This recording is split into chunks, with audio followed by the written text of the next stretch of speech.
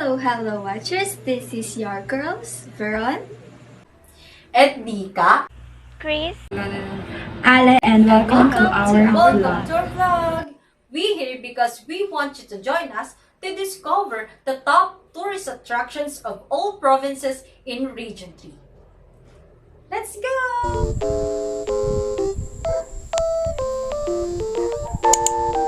Aurora is one of the most popular provinces in the Philippines when we talk about tourism.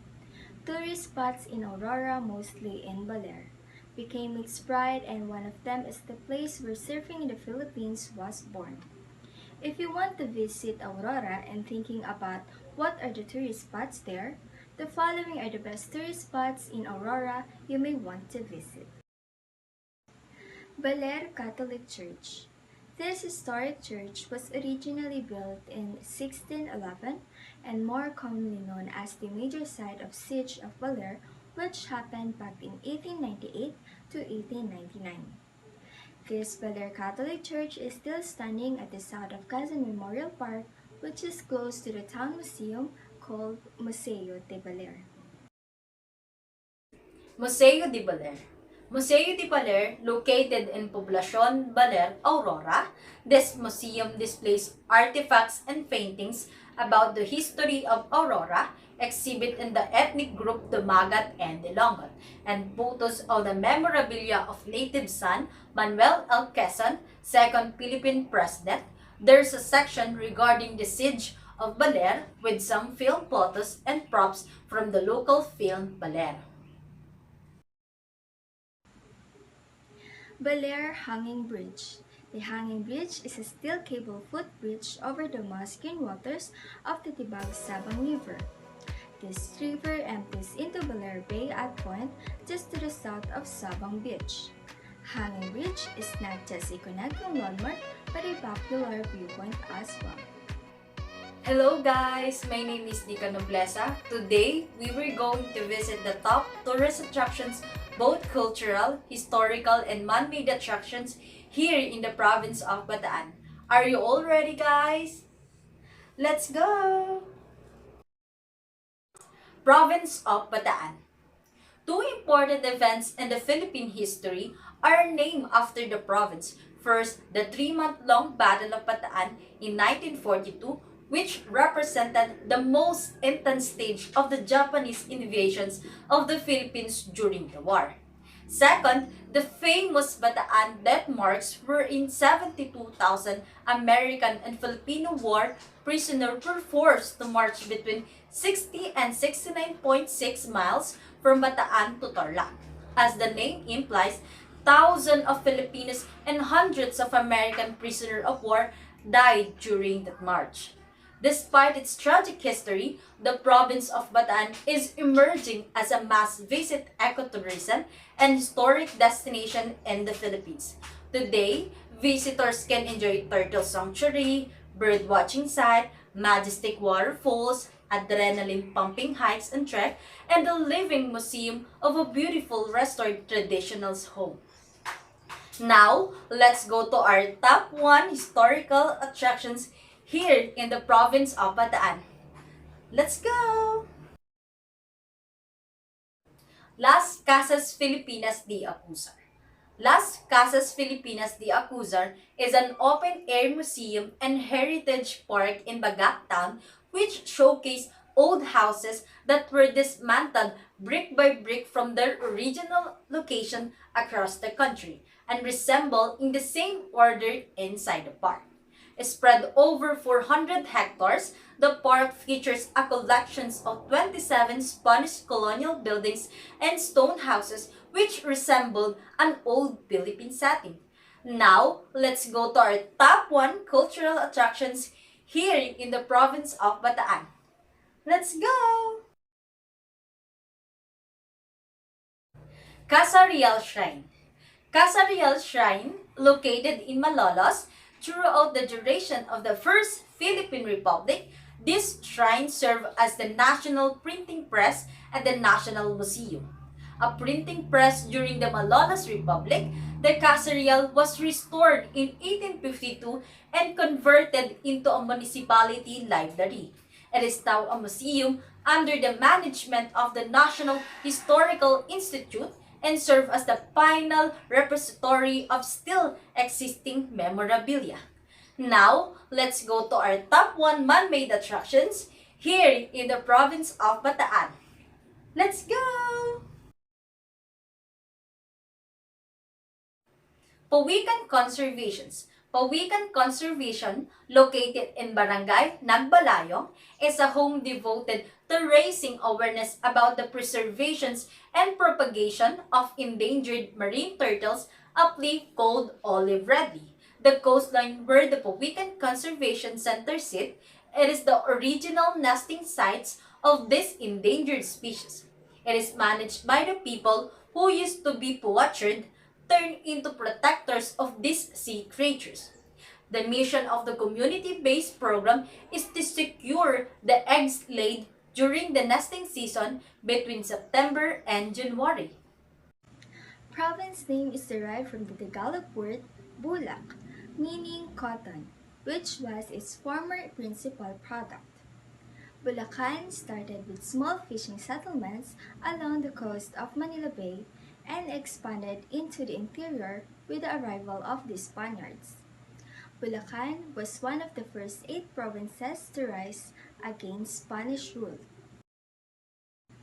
Baroswain Church is one of the historical tourist spots in Malolos, Bulacan, also known as Our Lady of Mount Carmel Parish. The church was built in 1880s. Near the church, you'll find a mini museum featuring religious icons and materials. Daily Mass is celebrated here. Biringheng Bulacan, originally an indigenous dish of sticky rice with coconut cream cooked in turmeric for important occasions like wedding. Every tourist must visit here and try this food. Philippine Arena. Philippine Arena is one of the world's largest indoor arenas capable of seating 50,000 fans in fully enclosed building. Recognized by the Guinness World Records as the largest mixed-use indoor theater, the Philippine Arena has hosted events with massive crowds. Nueva Ecija is a landlocked province in the center of island of Luzon. It is an agricultural behemoth and a major provider of rice, a mainstay in Filipino families. It offers enough to offer those who wish to experience a distinct region, with undulating hills, rugged mountains, and breathtaking vistas. Nueva Ecija is a northern province that is sometimes neglected or just passed through in the way of Baguio, Banawe, and other places. It does, however, have its own sites that are worth seeing, whether as a day trip or multi-day excursion. If you're thinking about going, here are some places. One of cultural attraction is Gapan Ancestral House. The oldest town in Nueva Ecija is Gapan, and likewise one of the oldest in the Philippines. The ancestral houses aligned are the living testaments of its preserved cultural heritage. Known as the footwear capital of the North, it is unfortunate that we were unable to visit the manufacturers for the time constraints, but the short stint made us discover the town on foot. Next is the historical attractions. Camp Pangjan Memorial Shrine. Located close to the town of Cabanatuan, the Camp Pangjan Memorial Shrine sits on the site of the former Cabanatuan prison camp, built and maintained by an American Battle Monuments Commission with financial support from former American POWs and their families. The Pangjan Memorial Shrine was built in memory of the heroism displayed by U.S. and Filipino soldiers during the liberation of the prisoners at the Cabanatuan camp. Next is man-made attraction. Philippine Carabao Center. The Philippine Carabao Center, an attached agency of the Department of Agriculture, was established in 1992 at Science City of Muos in Nueva Ecija province to breed and cross carabao based on high-yield Mora buffalo as a multi-purpose animal that can be raised for milk, meat, hide, and graft in the Philippines. The Philippine Carabao Center, or PCC, conserves, propagates, and promotes the carabao as a source of draft animal power, meat, milk, and hide to benefit rural farmers. It is responsible for the promotion of profitable and sustainable carabao-based enterprises designed to improve farmers' income through carabao genetic improvement, technology development, and dissemination, and ensuring better nutrition of rural farming communities. Next province is Pampanga. Pampanga is a province of the Philippines located in Central Luzon, or Region 3. City of San Fernando is the capital, which is surrounded by the provinces of Bataan and Zambales, Tarlac, Nueva Ecija, and Bulacan. The name Pampanga was given by the Spaniard, which is from the word pampang, meaning riverbank. It is considered as the first Spanish province in the country in 1571. Next is historical attraction. Angeles Holy Rosario. The Holy Rosario Parish, also known as Santo Rosario Church, today fondly called by local as Pisimbang Maragul, or Big Church, stands in the epicenter of the old Kulat town, now Angeles City, Philippines. The church has recently been recognized by National Commission for Culture and Arts as a National Historical Site. Next is cultural attraction. Kamikasi is airfield, located in Mabalakad, Pampanga. The Kamikasi is airfield in Kakud village was built by the local government in 1998. On a pedestal stands a life-size figure of a kamikaze pilot secured by a torii gate. The site lies below the Mabalakad segment of the Subic-Clark-Tarlac Expressway. Hilbero said that the spot was the central frontage of the first Japanese airfield during the World War II. One of man-made attraction is Paradise Ranch. Paradise Ranch is a 50-hectare nature and conservation park dedicated in protecting environmental programs while promoting work for food to support the community. The ranch is a continually growing and functional nature preserve located in the foothills of the Clark Freeport Zone, in the same general area of the Sucoble Wildlife Sanctuary. Next is the province of Tarlac. Tarlac is the most multicultural of the central Luzon provinces. A mixture of four distinct groups, the Pampangos, Ilocanos, Pangasinenses, and Tagalogs, shared this province, and living together resulted in offering to the visitors the best cuisine of the places where their ancestors had come from, namely Bulacan, Nueva Ecija, Zambales, Pangasinan, and the Ilocos region.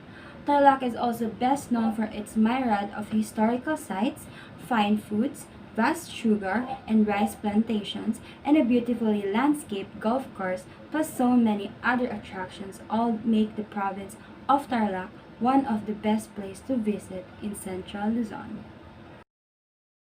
Coming up first is the Capas National Shrine. The Capas National Shrine was built by the Philippine government in honor of all of the Filipino and American soldiers who endured the Bataan Death March. After their surrender in Bataan, the Filipino and American prisoners of war were forced to march by the Japanese Imperial Army with intent to kill, weaken, and demoralize them. By virtue of Proclamation No. 842, then President Corazon Aquino proclaimed Camp O'Donnell as the Capas National Shrine on the 7th of December in 1991. The shrine covers 54 hectares of parkland, 35 hectares of which are planted with 31 trees to symbolize the 25,000 Filipinos and 6,000 Americans who died in the concentration camp. Next is the Monasterio de Tarlac.